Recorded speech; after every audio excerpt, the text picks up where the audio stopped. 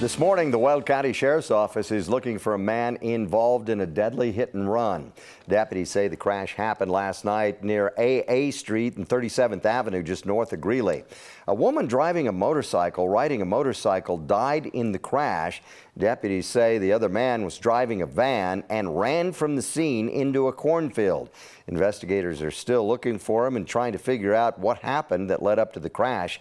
Anyone with information asked to call the Weld County Sheriff's Office.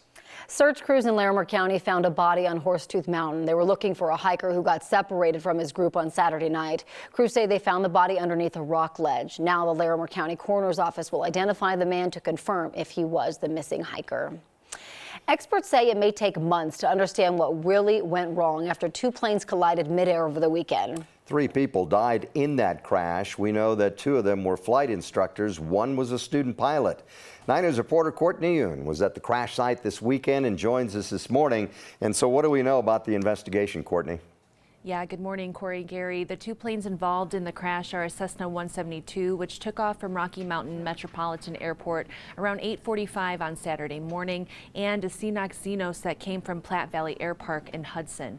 The Cessna had a flight instructor and student pilot inside the plane, and the other aircraft had 1 pilot on board. Just before 9 o'clock in the morning on Saturday, both planes climbed to 7,000 feet above sea level. The Cessna made a turn to the east. Then at some point, the plane's flight paths merged and the planes collided in midair. They landed in 2 separate crash sites just south of Longmont. 9 News aviation safety analyst Greg Fife says this happened in an airspace that's used for training, meaning there's a lot of flight traffic. He says though it could take months, reconstructing what happened will be the most telling for investigators.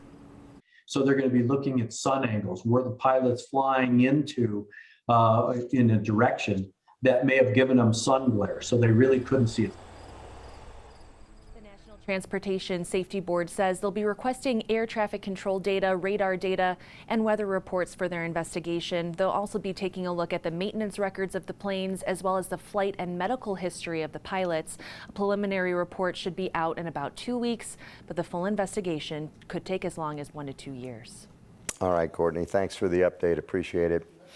Several cities and Boulder County are going to have to face separate judges about their new, stricter gun control laws. Boulder, Superior, Louisville, and Boulder County all passed those measures earlier this summer. Then, far-right gun rights group Rocky Mountain Gun Owners sued them. The cities and the county all banned semi-automatic rifles and large-capacity magazines. Judges put those laws on hold in Superior and Boulder County. The cities then asked the county judge to combine all of the lawsuits so they could coordinate a defense before they go to court. On Friday, a judge said no. Our partners at Colorado Politics report that judge, Raymond Moore, said in court it is possible that each judge could rule differently.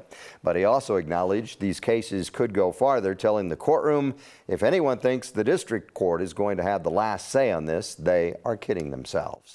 Right now, leaders in Colorado's largest school district are working on plans to close schools. The superintendent for Denver Public Schools says the district is just losing too many students and they can't keep every school open. Over the next few weeks, a district committee will work on recommendations for which schools to close. They're going to focus on schools with fewer than 215 students, schools that will be at that point within a few years, and charter schools struggling with money.